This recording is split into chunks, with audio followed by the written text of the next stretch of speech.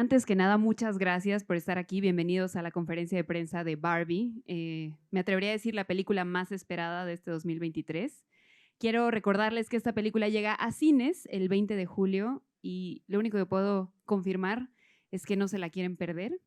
Espero que disfruten mucho esta película. Espero que disfruten también esta charla que vamos a tener hoy con los protagonistas y productora también de la cinta, Margot Robbie.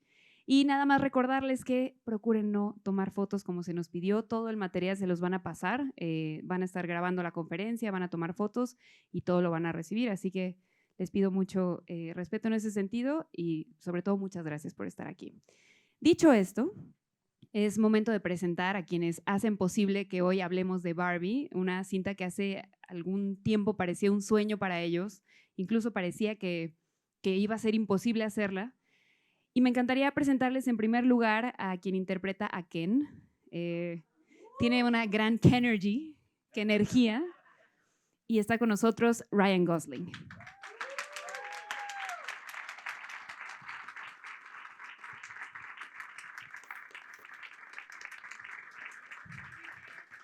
Hi, how are you? También está con nosotros, por supuesto, quien interpreta a Barbie y responsable de que hoy estemos aquí también porque es productora de la película, la mismísima y única Barbie, Margot Robbie.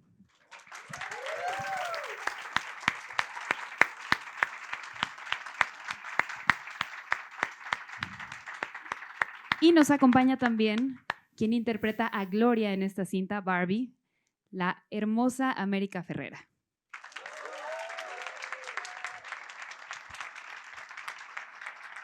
Hi guys, welcome. Do you want to take a seat so we start with this? Hola, buenos días. Hola.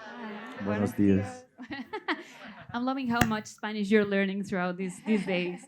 Guys, thank you so much for being here, and we really appreciate you taking your time to come to Mexico. We really love you, and as you could tell yesterday, maybe, I don't know what you think. So I would like to start with the first question, which is for all of you. From your perspective, what do you think is what makes Greta Gerwig the perfect person to tell this story? Wow. Well, I think it's her mix of humor and intelligence and thoughtfulness and heart and humanity, and the fact that she could wrap that all up in one beautiful, glittery love bomb. I can't think of another director in our generation who could have unlocked the world of Barbie to make it so relevant and fun at the same time for today. This was your idea, so. No, Greta was always my number one pie in the sky dream director for this film, and I think that's because you can meet her for 5 minutes and you're just so utterly charmed by her. She is so delightful, so smart, so funny, all the things America just said, and she pours all of those attributes into all her films. I always feel such a beating heart in her films, and I knew we wanted this to be kind of funny and having a culturally relevant conversation and honoring a 60-plus year legacy of a brand and all those things, but if you don't really feel something, then what's the point? And I just, every time I watch one of her films, she makes me feel so much. So I also just wanted an excuse to hang out with her for, the last couple of years. So it was great. I love her. And Ryan, how did she help you find your Kenergy? Well, I think just an answer to your first question, I feel like she's the perfect person because she's the only person that could have directed this film.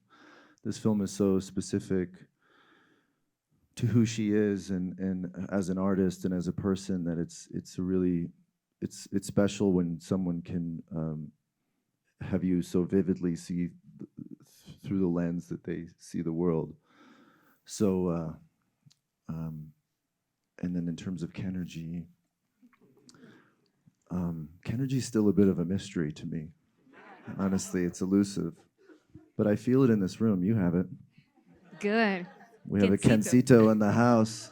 Did you show everyone your T-shirt? Will you? Would you mind? Just. Vamos a ver su camiseta. I mean. Kencito. Oh, look at this. Oh. Incredible. I just hope you can explain them what beach is. Again, another mystery. I know. Okay, so I'm going to start with questions from our press here. So, Margot, this is for you. This is from Daniel Mejia, CP6 podcast, CP6 podcast. What was the most challenging, difficult, and emotional part of filming this journey from Barbie to the real world? It wasn't that it was difficult per se, but it was a fun challenge to try to decide how much we wanted to lean into the dullness, both in how we move physically in the world of Barbie Land and what our aesthetic was going to be. It was just an interesting conversation every day. A new thing would pop up like, oh yeah, is there liquids in Barbie Land? Okay, that's a no. So if there's not liquids, there's not fire. Okay, so when they're sitting around a campfire, how are we going to do that? It was fun, I think, for the design team particularly to kind of come up with these creative solutions to these, intentionally boxed in, constructed, this world we were creating. We wanted the corners of the world to feel palpable and tangible and right there. Even literally so, we wanted to be able to see the seams in the painted backdrop so that you always felt that you were in a constructed world when you're in Barbie Land, and therefore the juxtaposition when you get to the real world where everything's chaotic and beautiful and unpredictable. It just helps kind of put a finer point on the journey that Barbie goes on. But it was really, I loved that challenge. I loved that part of it, and I think everyone did too. And I think our HODs, our everyone designing the film had a really good time coming up with the creative solutions, because everyone was kind of finding their inner kid and playing again, like grown adults coming up with these fun, hilarious solutions to things that were both very clever and very silly. And I think for me, this movie does both those things throughout. It's very, very clever and it's very silly at the same time. And I just can't think of another movie that pulls that off with, quite so much, artistry, but also heart. Can I ask to the three of you, what was your favorite prop from Barbie Land? Okay. The Kenergy is shorting out the microphone. We can tell, yeah. Oh my God. The slide, yes. I don't know if we can call it a prop or a set piece, but the slide was just one of two requests I made at the beginning of this process to Greta. She was like, okay, what do you want in this movie? And I think she was expecting like a long list or a very big answer. And I was like, I just want a slide that goes from her bedroom down to the pool and a mermaid Barbie somewhere. And she was like, is that it? And I was like, that's it. Other than that, do whatever you want. And she was like, done. Are you actually considering having one in your house, maybe? I'm not joking. I actually asked an architect if it would be possible. And he looked at me like I was insane. And I was like, no, I am being serious. He was like, no, it's absolutely not possible. I'm sure it's possible in some house. It wasn't possible in my house. Oh my God, that's sad, but you had yours. I had it in Barbie Land. It's good. America. I think for me, it was so surreal to sit in an actual Barbie pink convertible. And that was with real live Barbie. That was a moment that was so surreal for me. And the car, there was a lot of thought put behind the car, particularly like the dimensions of it, like how big or how small does it need to be to make us look like dolls but still fit in it, so everything's smaller so that we look bigger but at the same time small like dolls. And it's this gorgeous Corvette. Is it a Corvette? Barbie's pink Corvette. And it was remote controlled by a guy just sitting off camera, sitting in like a gamer seat, remote controlling us. And that was so much fun. Can I have it? The car? Yeah, I'll talk to someone. Okay. I love this. Ryan, this question is for you. This is from Araceli Garcia del Universal. And she wants to know, what can we learn from a character like Ken, and what did you learn from him? I learned that everyone needs a Ken in their life. But you need to set very strong boundaries with them.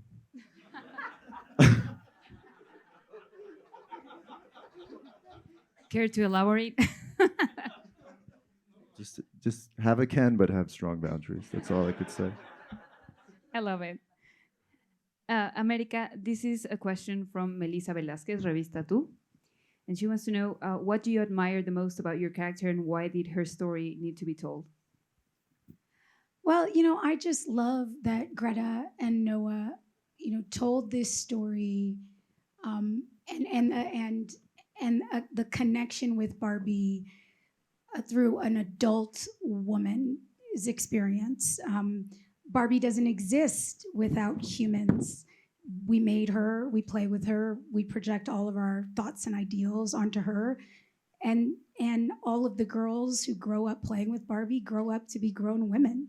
And so to explore that connection between a grown woman living in the real world, experiencing womanhood in the real world, but holding on to a childlike aspirational connection to whatever Barbie gave her, I just think was remarkable and is our way in as adults, male or female, into how this doll is relevant to us as human beings living in this world. And it's been said so many times, but this is a movie about a doll, but it's more about humanity than it is about plastic. I love that. And well, this question is actually for the three of you, but I think it's mainly for you, Margot, as a producer. This is from Victor Olvera, the movie. And he wants to know, Barbie represented an ideological revolution with the slogan, "You can be anything you want to be." Now with, now with Barbie, the movie, what will be that new message to the world? I think the message is, because I find it personally a little overwhelming, the idea that you can be anything and you can be everything. And I feel like in this day and age where we're all multi-hyphenates and trying to do the best we can at being so many things to so many people, the message that hit me the hardest and felt most profound to me was that you're enough as you are. You're already doing it great. You don't need to. I think there is something very aspirational about Barbie, and there always has been, but having someone just say, like, you're good just the way you are, you're good, you're already crushing it. I feel like I needed to hear that when making this movie. So I hope that's one of many messages people take from the film. Yeah, that's so beautiful. I would add to that, I think over the years, the 60+ legacy of Barbie, she has mostly represented a single standard of beauty, a single standard of womanhood, a single standard of success. And what I think this movie is inviting is to do away with any single standard, that if it was you can be everything, now it's you can be exactly who you are, and celebrate that and be more of exactly what you are and all of what you are. That's beautiful. Ryan, anything you want to add? I wouldn't want to Kensplain the Barbie movie. Okay, and that's it. Okay, I love it. Okay, so this question is for all of you. This is from Liz Hill, Cine Información y Más. And she wants to know, in Barbie Land, every day is perfect. What makes you happy in the real world? What is a perfect day like for you? Yesterday was pretty near perfect. I love traveling, and I've been to Mexico a number of times, and I love it here so much. But arriving at that mall yesterday, and I've literally never experienced anything like that. I mean, I've been to Comic-Con, I've done the premieres and been to Cannes, and nothing compared to what we witnessed yesterday. It was honestly so overwhelming. I could cry thinking about it. It was so incredible, and thank you so much. It was incredible, and the enthusiasm and the excitement, the fact that everyone was it just felt like such an explosion of joy, that I thought, oh my gosh, if I could just take this snapshot and hold on to it forever, I would never be sad again. It was amazing. Thank you. Thank you. I'm just going to take this moment to say thank you, because there's a reason why Mexico loves you. There's a reason why we love the three of you, and we are really happy to have you here. That's because you've really put on the shirt of this movie, and you've shown it everywhere you went. So thank you. And thank you for, being brave to make this film, because I know it wasn't an easy decision. And that being said, don't cry, Margot. We still love you. Okay, so Ryan, I want to ask you, how would you describe the first time you saw yourself as Ken and got to explore his wardrobe? Were you like, am I gonna look good in this? It's very hard to explain.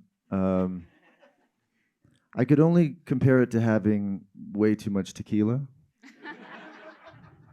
where it's really fun at the moment, but it comes with one hell of a hangover.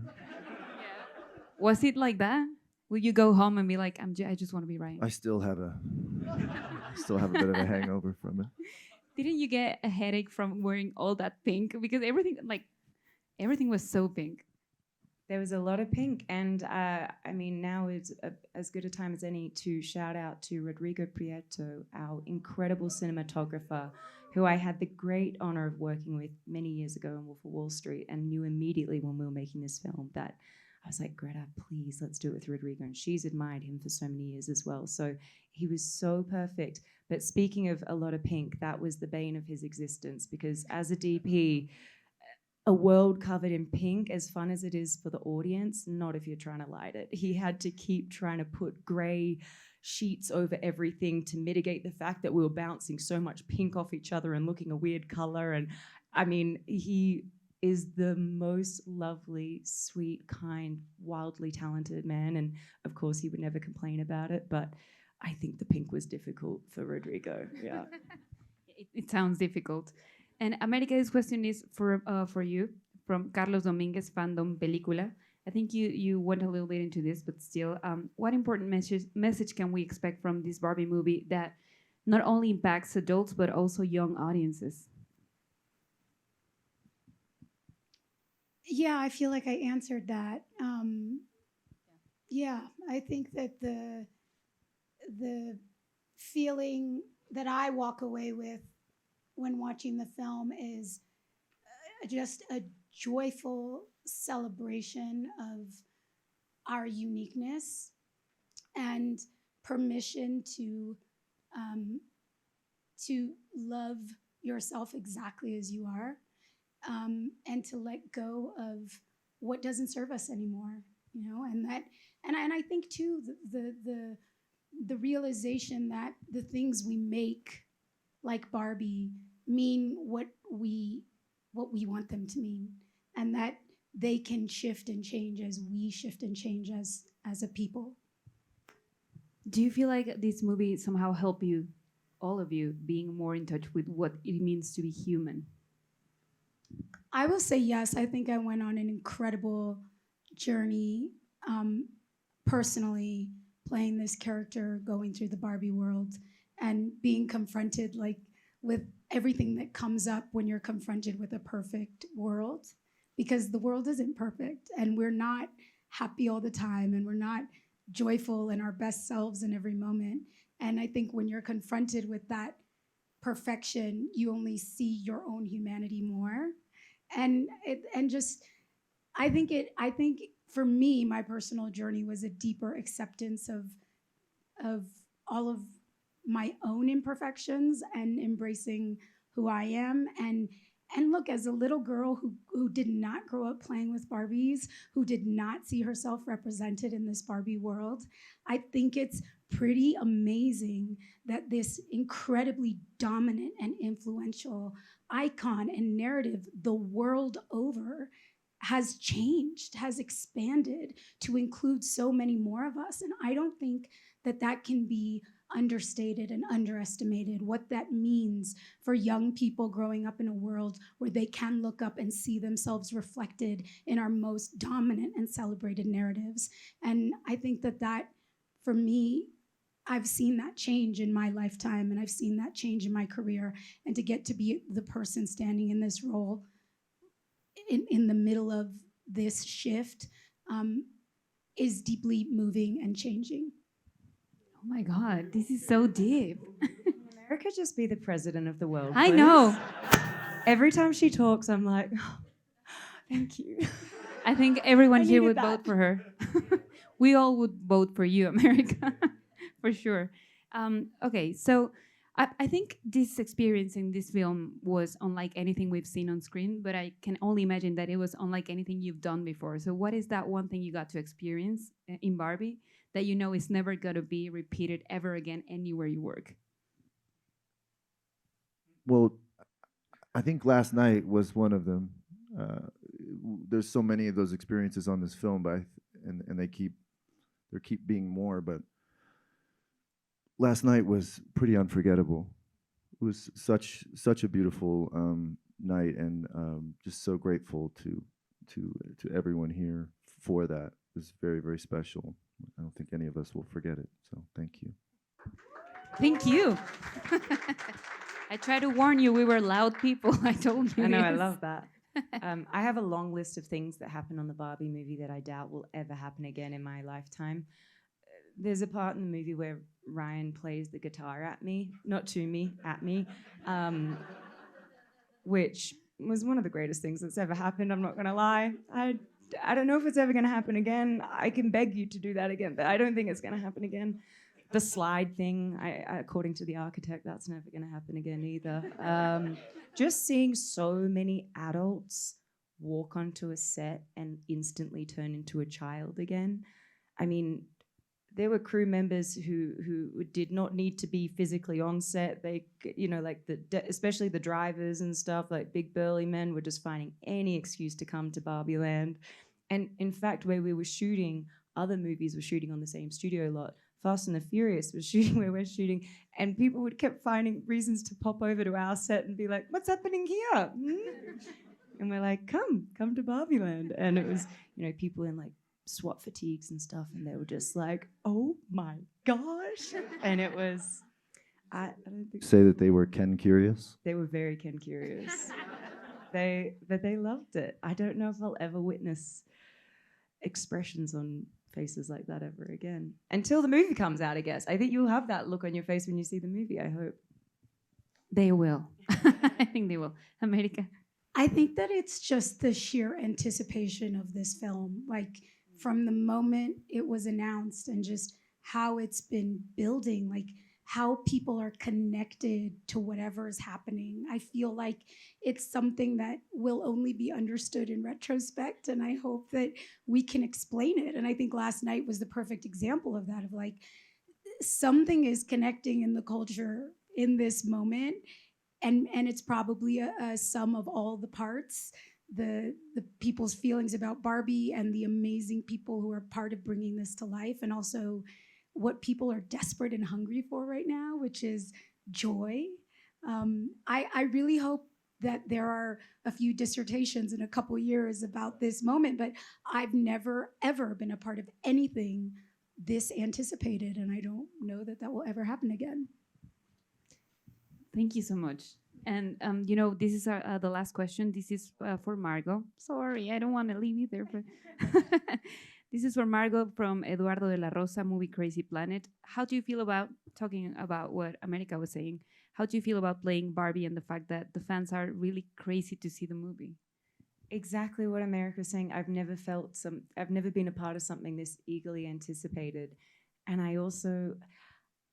I know how happy it makes me when I see this film, and I know how happy we were when we made this film, and knowing that we're about to give that to the world is such a nice feeling. Like, I just feel like we're about to, give everyone this big gift, and I just know they're not going to be disappointed. It is such an explosion of joy and color and love, and I think it really is just what the world wants right now.